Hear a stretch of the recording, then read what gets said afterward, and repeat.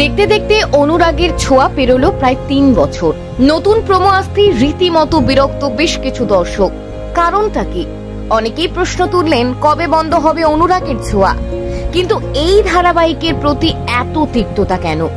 এখনই কিন্তু গল্প শেষ হচ্ছে না। আগামীতে কি হবে? আবার আলাদা হয়ে যাবে সূর্যদীপা?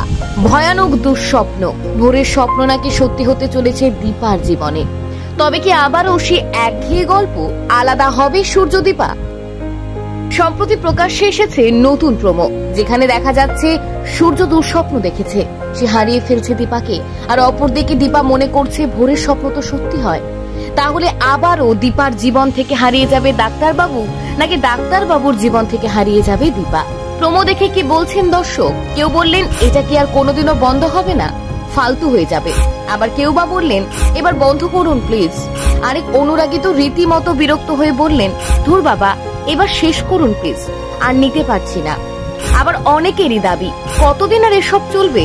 রূপা সোনাকে নিয়ে একটু ভালো কিছু তো হতে পারে।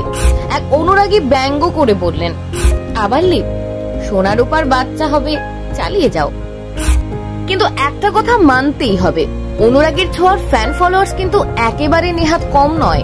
না হলে এমনি এমনি একটা ধারাবাহিক ৩ বছরের বেশি সময় টিকে থাকে না। যে সময় দাঁড়িয়ে ৬ মাস কোন ধারাবাহিকের মেয়াদ বড় জোর ১ বছরে গিয়ে দাঁড়িয়েছে, সেক্ষেত্রে মাইলস্টোন অর্জন করেছে দীপা সূর্যর প্রেম। দর্শক হয়তো এটাই চাইছে, বিচ্ছেদ আর মিলন। কিন্তু এভাবে আর কতদিন? সূর্যদীপার ২ মেয়ে, তাদের প্রায় সমবয়সী লাগছে। তাহলে কি সবটা গোলমাল হয়ে যাচ্ছে? একদিকে সোনারূপার জীবন, তো অপরদিকে সূর্যদীপার জীবন। এই ২ জীবনের মাঝে ধারাবাহিক খেয়ে হারিয়ে ফেলছে না তো? তাই হয়তো দর্শকের মনে এত বিরক্ত। প্রশ্ন একটাই, দীপার জীবনে কবে শান্তি আসবে?